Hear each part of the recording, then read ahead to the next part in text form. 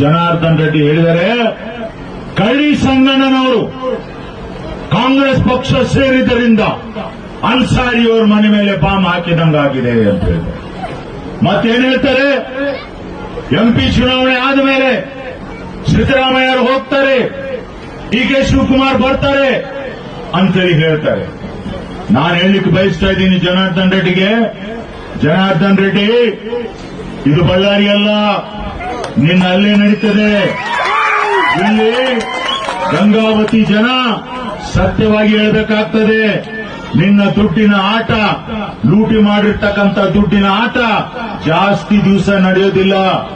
ನಿನಗೆ ಯಾರು ಹೆದರೋದಿಲ್ಲ.